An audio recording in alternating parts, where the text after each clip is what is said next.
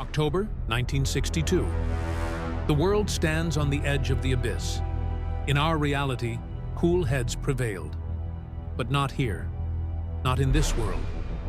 The talks collapse, the red phone goes silent, and the Cuban Missile Crisis erupts into fire and fury.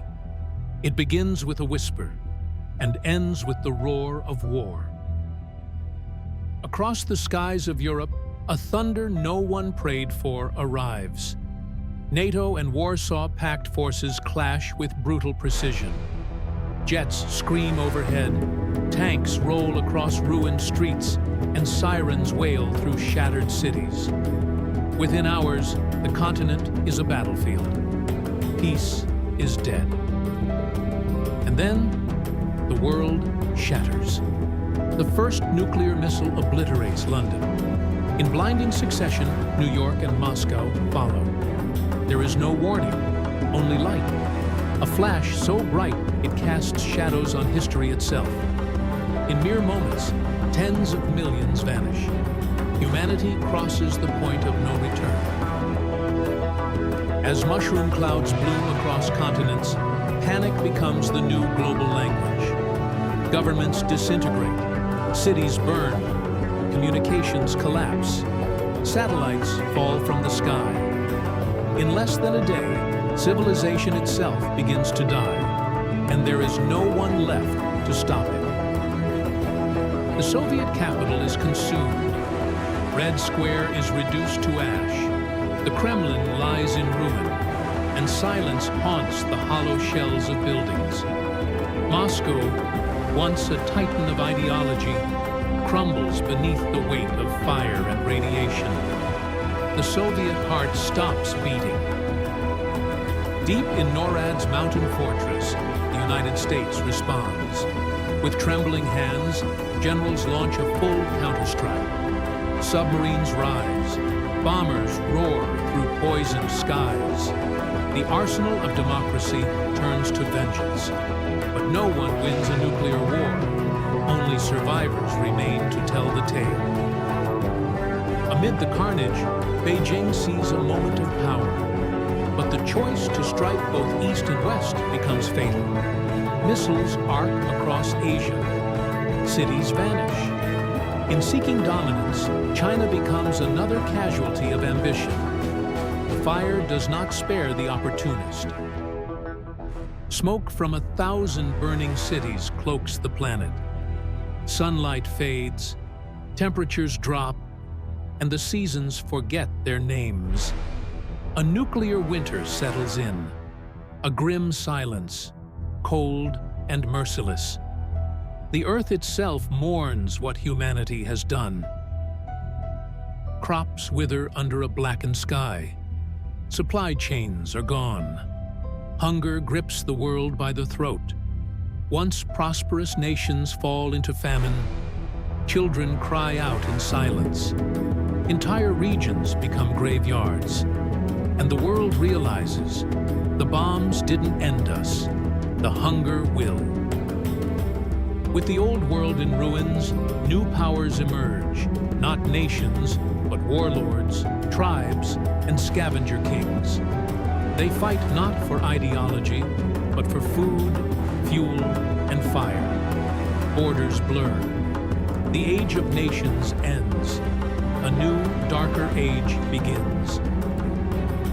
The digital age dies in silence. Satellites are gone. Networks are dust. Devices flicker one last time. And then, never again. Humanity returns to an age before connection, before comfort. Alone in the dark, we remember what we had and what we lost.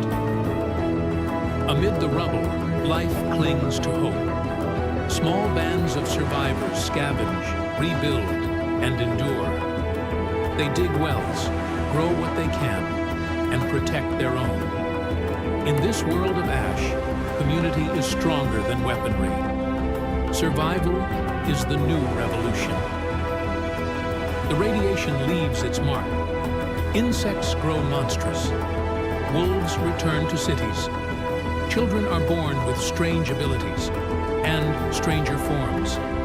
Humanity evolves, not upward, but outward, into the unknown. Nature begins to write a new chapter, one alien and unpredictable. In bunkers deep below ground, a few minds endure. Scientists guard relics of lost knowledge. Ancient servers hum with data, and books whisper forgotten truths. They dream of rebuilding, but knowledge alone is not enough. They need time, and a world willing to listen. The children of the apocalypse never knew peace. They play among ruins, read maps of nations that no longer exist, and tell ghost stories about electricity. They are innocent, but hardened. Their world is broken, and they call it home. In vaults beneath the earth, forgotten broadcasts echo, political speeches, pop songs, weather reports from a world long gone. The dead speak through static. Memory becomes mythology, and the past becomes sacred. Out of the ashes, new leaders rise, not tyrants, not soldiers, but healers, storytellers, builders. The wise replace the strong. Power is no longer taken, it is given. For the first time in generations, humanity begins to imagine something better. No more flags, no more borders. The great powers lie in ruins, their names carved only in crumbling concrete. The era of empires is over. What survives now is not nations, but people and memory. Where cities once stood, forests rise, rivers run wild. Animals roam through empty avenues. Earth takes back what was hers.